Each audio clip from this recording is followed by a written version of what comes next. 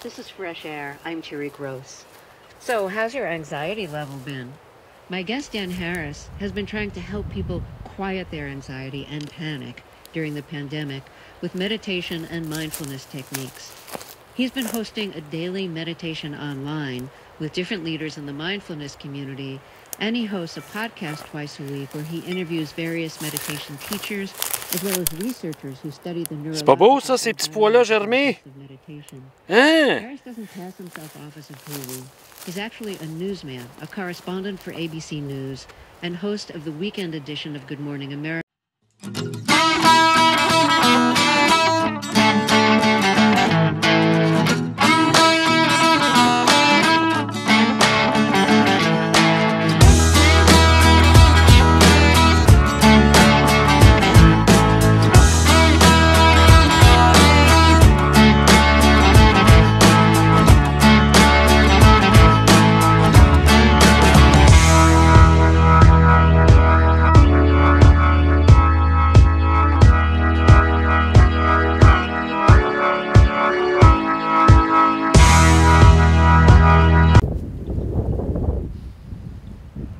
Bonjour tout le monde, bonjour, on est, je ne sais pas quel jour on est aujourd'hui. Ah oui, on est le lendemain du lundi qui était un congé férié. Un congé férié en agriculture, vous savez, ça n'existe pas vraiment, surtout à cette période-ci de l'année. Je vais enlever mon chapeau, là.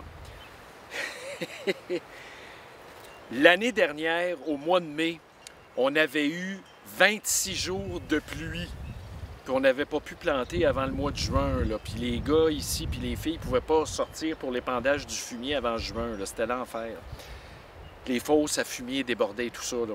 Mais là, on est rendu le 19 mai aujourd'hui. Et je pense qu'il y a eu 2 jours de pluie, là, puis à peine. Là. Puis tu regardes aussi loin que tu peux regarder, c'est du soleil, 30 degrés. C'est comme si on était là, un peu dans un épisode de sécheresse. Là. C'est quand même pas rien, là. C'est rendu de la petite poussière, là. Alors, on est dans notre plantation, puis je voulais vous faire un petit tour rapide, là. C'est une micro-ferme ici, là. C'est pas de la grande culture, loin de là. On cultive par l'eau. Alors, là, vous voyez, c'est un peu l'environnement. C'est différent de l'année dernière, parce que là, on a pu préparer le sol. L'année dernière, on était en expérimentation. Là, cette année, on a à peu près 28 lots en culture.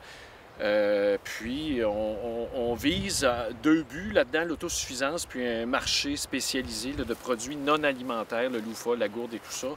Puis on bénéficie vraiment d'un microclimat. Si vous voyez quelques images qui circulent, là, il y a des zones entourées de forêts, des zones de tourbières. C'est pas nécessairement des milieux humides encore, mais bon, c'est vraiment, la terre est très riche, organique et tout ça. Vous voyez les vinaigriers aussi qu'on récolte pour le sumac à l'automne. C'est vraiment un bel endroit. Là. Cette année, là, on commence à s'installer de façon très bien. On va recultiver aussi le chanvre qu'on va semer directement à la terre cette semaine. Et moi, je voulais vous parler d'un petit projet. Ça concerne les agriculteurs, ça concerne tout le monde qui vit en ruralité. Puis à la limite, ça pourrait aussi concerner même les gens dans les zones urbaines. Moi, j'ai lu l'article de Sylvain Charlebois dans la presse, là, encore une fois cette semaine. J'ai vu sa photo, puis je me suis dit, tiens, je vais aller lire. Le gars gueulait contre la gestion de l'offre en faisant le lien sur le gaspillage alimentaire, que c'est bien épouvantable, tout le lait qu'on a jeté. Puis il y a toujours ce lien-là que je ne comprends pas avec la gestion de l'offre. Aux États-Unis, dans le Midwest, dans le Wisconsin, où il y a une grosse production de lait, il n'y a pas de gestion de l'offre, puis on le jetait aussi. J'écoutais en France hier, il y avait un reportage du président de la Fédération des producteurs de pommes de terre, puis c'est gargantuesque, là, les quantités de pommes de terre qu'on est obligé là, de jeter là, au compost, là, ça n'a pas de sens. Alors, moi, je m'étais dit un peu plus tôt cette semaine, puis je vous en passe un petit extrait, j'avais le goût de lancer un projet « Je plante pour ma banque ». Alors, je vous en passe un extrait là, que j'ai diffusé sur ma page Facebook cette semaine. On écoute ça, puis je vous reviens.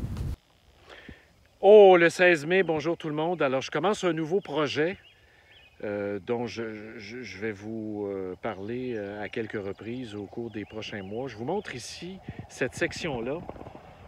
C'est une section qui était un peu en jachère.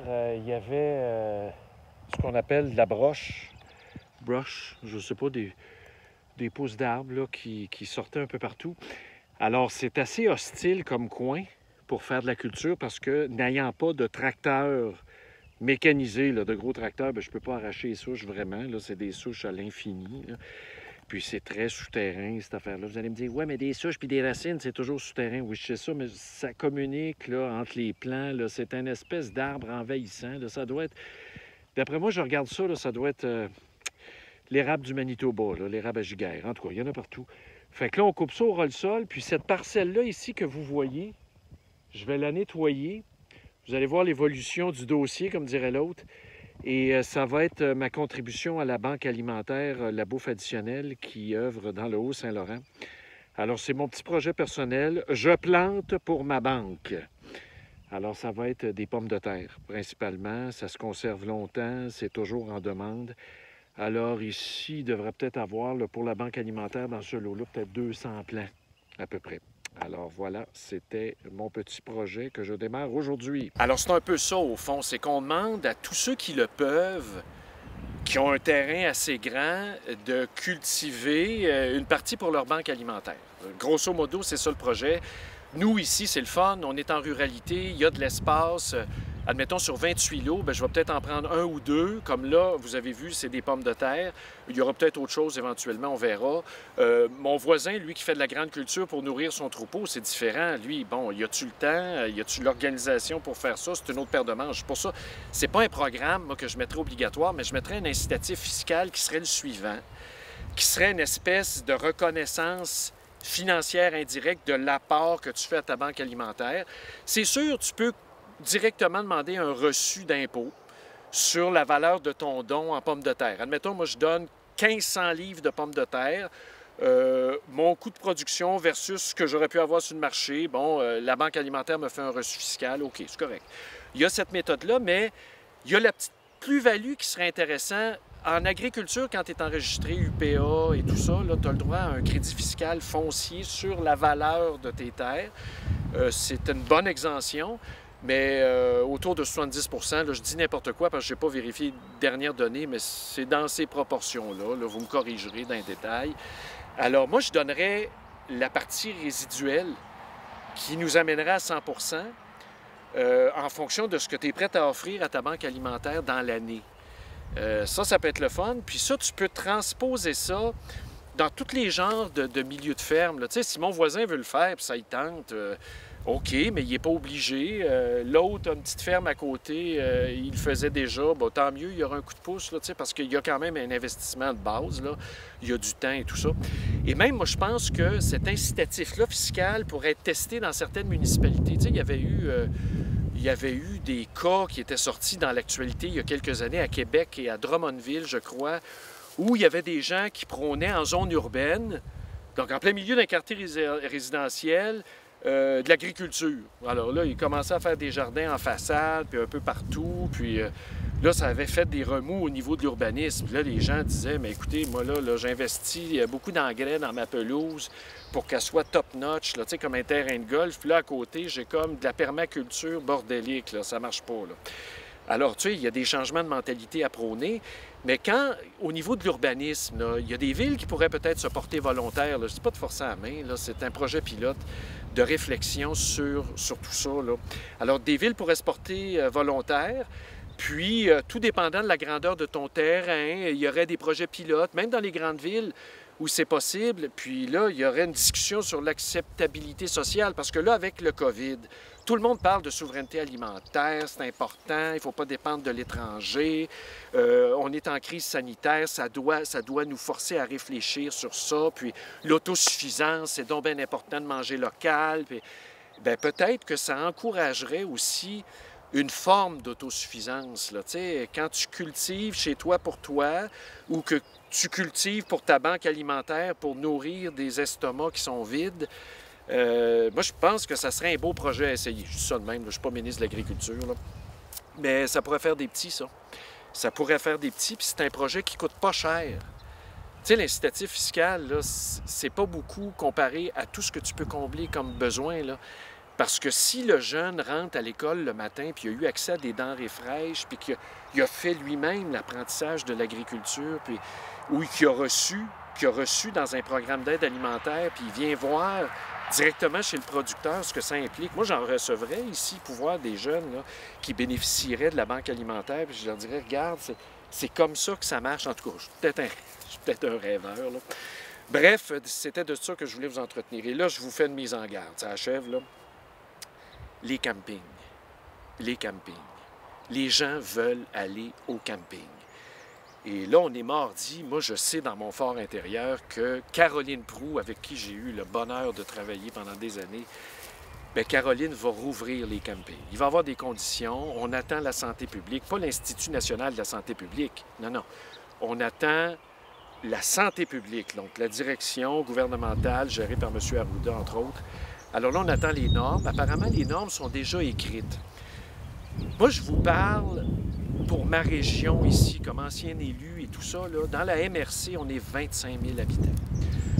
L'âge moyen ici est plus élevé que la province en général, d'à peu près 3-4 ans de plus, là, genre 45-46 ans en moyenne, là, de ce que j'avais lu dans le temps. Là.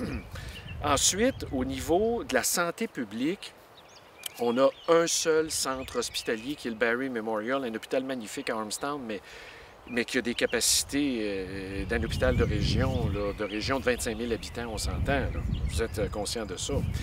Et en plus, au niveau de la santé publique, il y a beaucoup de cas de comorbidité.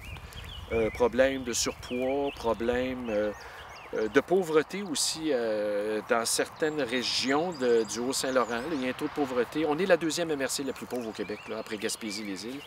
Et il y a des problèmes de diabète, des problèmes de cœur, de cancer, de tout ça. Là. Tu sais, les gens qui vivent ici, puis j'en fais partie moi-même là, de ces comorbidités-là, on est une région affectée. Puis au niveau de la défavorisation générale, là, on a des problèmes. Là. Puis ça, c'est pas le fun d'en parler, mais c'est la réalité. Alors, je vous reviens au camping. Vous allez dire, c'est quoi le rapport avec les campings? C'est qu'on a des gros campings dans la région, pas besoin de les nommer. Là, vous savez de qui je parle, entre autres. Il y a des petits campings aussi, disséminés un peu partout.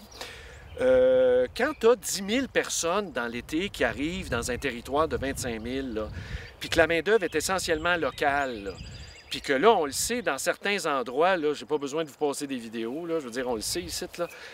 La Sûreté du Québec se ramasse là régulièrement, là, les parties, l'alcool, la drogue illégale, là, on s'entend, le cannabis, là, peut-être, peu importe, mais on se fait du fun. Puis quand le fun est pogné à 1h du matin, je suis pas sûr que les distanciations vont se respecter tellement, là. Il y a beaucoup d'inquiétudes chez les 13 maires de la MRC ici. Les gens sont très, très inquiets. Les élus sont inquiets. Les élus ont écrit à la députée ici, Mme Isabelle. Ils ont écrit aussi auprès de M. Legault, de Caroline Proulx, de la santé publique, même auprès des campings peut-être plus névralgiques. Je ne sais pas comment ça va se finir parce qu'il y a déjà une entreprise dans un canton agricole ici où il y a eu une éclosion de COVID il y a quelques jours. Imaginez le scénario, là. Moi j'étais juste l'élu d'une petite ville, là, de la ville-centre du Haut-Saint-Laurent. Puis, je m'étais toujours dit, la sécurité publique, c'est le dernier endroit où tu peux couper. C'est le dernier endroit où tu peux te permettre de dormir le soir, là, tu sais. Puis j'en ai eu, là, des débordements de rivière et tout ça. Là. Puis je fais juste la réflexion avec vous. C'est le principe de précaution extrême qu'il faut appliquer. On n'a pas besoin des campings dans la région cet été. On est une région à 98 % agricole. C'est la région, la MRC, la plus agricole au Québec. C'est zoné vert quasiment à 100 %. On a des grosses installations d'agriculture. On fait aussi de la transformation sur place. S'il fallait qu'il y ait des éclosions qui sortent là, avec le camping, parce qu'il y a bien du monde local qui travaille là, ils vont au Super C, ils vont au Richelieu en face, ils vont ici, là, à Saint-Anicette ou à Casaville, là, à la Maisonnette, ou nommez-les toutes. Là. Tu sais, ça s'entremêle. Nous, là, je ne sais pas comment on va sortir de ça, parce que l'hôpital, tu sais, c'est important quand tu réouvres une société, ils disent, La capacité hospitalière au niveau médical, c'est quoi, là? Tu sais, je pense pas que Barrie Memorial va être capable. Le Surroi Valleyfield a déjà ces choses, même que le Delta, l'ancien hôtel Delta, là, le Plaza, là, est rendu aux classes désignées pour le COVID. Anna-la-Berge, rendu à Châteauguay, c'est un autre monde. Moi, ça m'inquiète beaucoup. Moi, je ne comprends pas qu'on rouvre les campings ici. Je ne sais pas, là, je ne parle pas pour les autres régions, là, je ne sais pas là, pour vous autres, mais il me semble que le camping, en soi, c'est un bouillon toxique dans une affaire de même. Alors, je ne voulais pas péter votre ballon, je vous souhaite bonne semaine.